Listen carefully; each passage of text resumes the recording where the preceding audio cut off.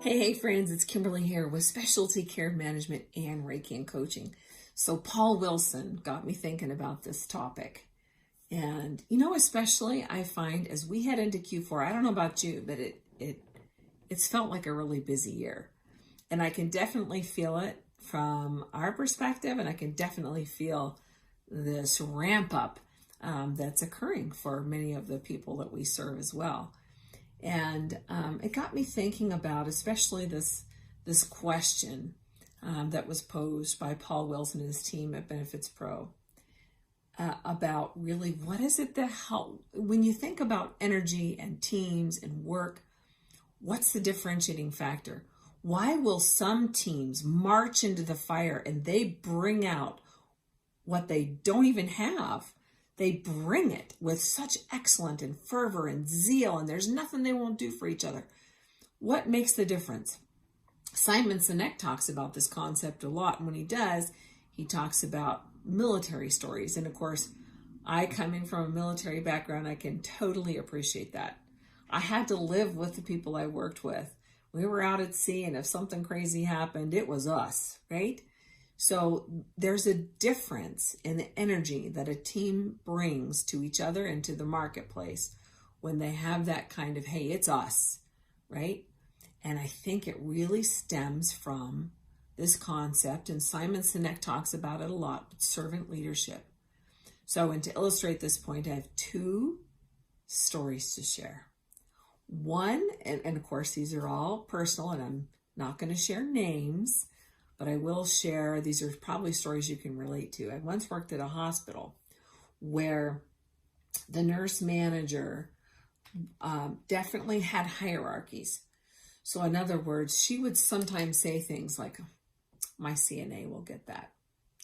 My LPN will get that. My such and such, they were, right? That attitude definitely came through to customers, to patients, and to staff. We once had a night shift where actually I was out of town. It wasn't me. I was out of town, and the nurse that was supposed to come on, there were three nurse supervisors. And so there were just three of us. I was out of town. The nurse supervisor who was supposed to come on, her husband had a massive heart attack and was actually heart fighted, and she obviously went with him. And so the nurse supervisor who was on could not be relieved. So naturally, she called the supervisor. Now, she's been on shift for about 13 hours by this point. She called the clinic manager, the nurse manager of that floor of the hospital, who said, I don't do nights. And she let this nurse supervisor pull a 25-hour shift. Now, you ask me, how is her team going to work for you? I'll tell you, I didn't stay there very long after that.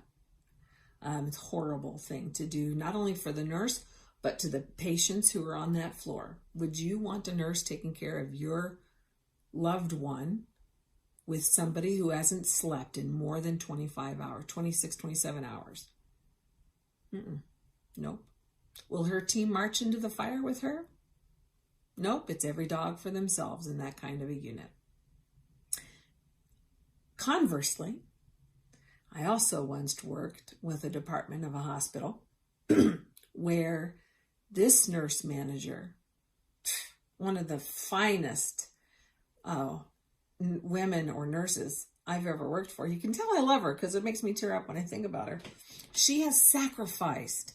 I'll not only say she served her team, she sacrificed a lot for her team. I watched her sometimes. She took over 2 departments of a hospital, busy departments. She managed 2 departments of a hospital.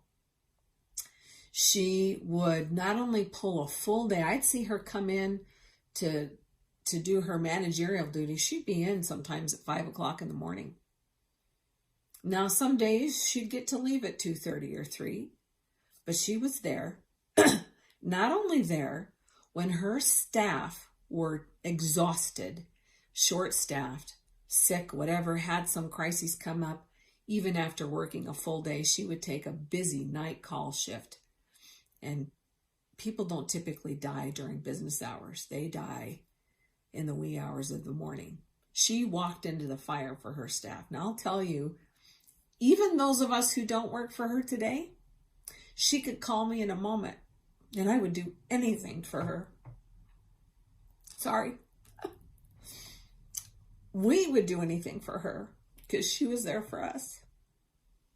That's the kind of team that will serve not only you with zeal, they'll bring it when they don't have anything left to give. They'll bring it not only for you, but they'll bring it for your customers. And you will stand out in the marketplace. You don't buy that with a gift card. You don't throw some party. Now, those are all great. I'm not saying don't do those things, but I'm saying that when the chips are down and it's tough, the servant leader will win out over any gimmick, any ploy, any tactic, any card, any wonderful sentiment, any accolade. That servant leadership will win out every time. That's my hope for you today. Serve. And I don't think that kind of loyalty and drive has to come from the top. Now, well, actually, let me rephrase that. It has to come from the top, but it doesn't have to only come from the top. And what I have found in organizations who function like that, and I have those same feelings for people I served in the military with. They could call me like that and I'll be there. And I haven't seen them for 30 years, right? But it has to come from the top. But when it does come from the top, you'll find it'll come from everywhere in the organization. You won't have to ask team members to pitch in and help each other. They will. They won't be fighting over accounts. I'll tell you that. They'll share accounts. They'll pitch in. They'll bring somebody else along. They'll lift and inspire and motivate. And together, your team will rise to a level of excellence that couldn't happen